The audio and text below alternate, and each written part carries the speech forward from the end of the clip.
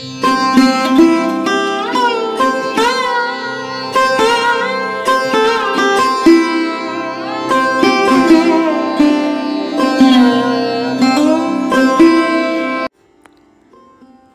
শারদা লৌকিক না অলৌকিক। পত্রিকার ২০তম বর্ষ, চতুর্থ সংখ্যা।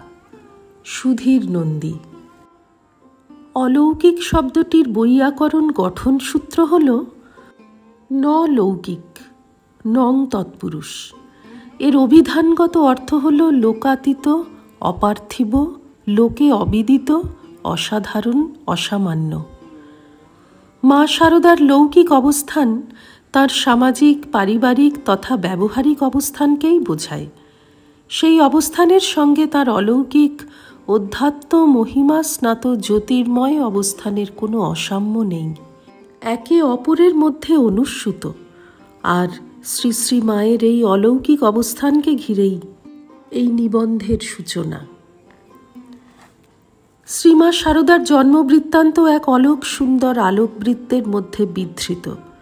জগদ্ধাত্রী এলেন মুখুজ্জে পরিবারে লক্ষ্মী রূপে, সেই কথা আমরা জানি।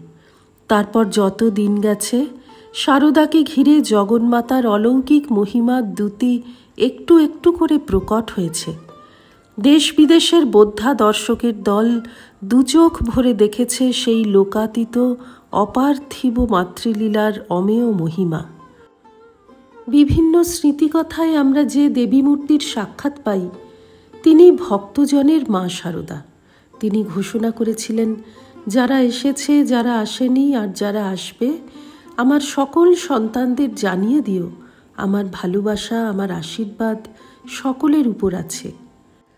চাঁদ সূর্যের আলো যেমন অযাচিতভাবে ত্রিভুবনে ছড়িয়ে পড়ে বিশ্বকে আলোকিত, পুলকিত করে, ঠিক তেমন করেই মায়ের আশীর্বাদও নিত্যদিন ঝরে পড়বে ভক্তকুলের ওপর। এমন আশ্বাসই দিলেন মা, যিনি জগন্মাত্রা জগদ্ধাত্রীর মানবী রূপ। সাদামাটা কথায় অবিশ্বাসীর উদ্দেশ্যে মায়ের উক্তি, ঠাকুর কি এবার রসগোল্লা খেতে এসেছিলেন? যদি অবতারের দায় গ্রহণের ব্যাপারে জনসমাজে ঠাকুরের ভূমিকায় কারো সন্দেহ থাকে, তবে তাদের উদ্দেশ্যেই মার এই সুতীক্ষ্ণ সায়ক। মায়ের আশীর্বাদের অমেয় ধারায় পরিস্নাত হয়ে ধন্য হয়েছিলেন তাঁর চারপাশের মানুষজন। মায়ের করুণাধারায় সিঞ্চিত হয়ে ভক্তেরা জীবনে সুখ দুঃখকে সমভাবে গ্রহণ করতে শিখলেন। এই শিক্ষা আমাদের শাস্ত্রেও আছে। মা শাস্ত্র না পড়েও সেই সব শিক্ষা আর আদর্শ ভক্তদের, সন্তানদের দিতেন, যা শাস্ত্রানুসারী। শ্রীমদ্ ভাগবতে আছে, আশা হি পরমং দুঃখম নৈরাশ্যং পরমং সুখম। এর মর্মার্থটুকু মা কত সহজে মানুষের কাছে পৌঁছে দিয়েছিলেন। সুখ দুঃখের এই প্রান্তিক সমীকরণ মুক্ত চৈতন্যের মানুষের পক্ষেই সম্ভব। এই ধরনের কথা মায়ের মুখ থেকে নিত্যই উৎসারিত হতো। পণ্ডিত দল যারা আসতেন মায়ের কাছে, তারা বিস্মিত হয়ে শুনতেন এই সহজ সুরে গভীর তত্ত্বকথার সুরধ্বনি।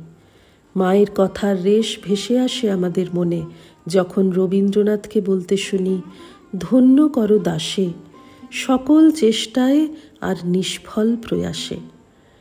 ভাগবতের কথা, মায়ের কথা, কবির কথা এক শাশ্বত সত্যের ব্যঞ্জনা বহন করে আনে।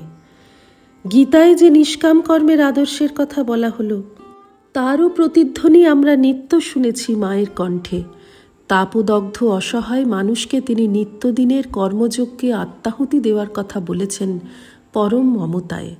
ভালোবাসা দিয়ে, স্নেহ দিয়ে, মমতা দিয়ে মানুষের মনে অশুভ প্রবৃত্তির মাথা চাড়া দেওয়ার প্রবণতাকে তিনি রুখে দিতেন। শ্রীরামকৃষ্ণার্পণমস্তু।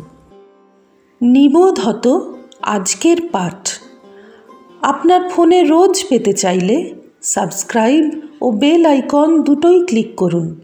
রামকৃষ্ণ ভাবধারা প্রচারের সঙ্গে থাকুন।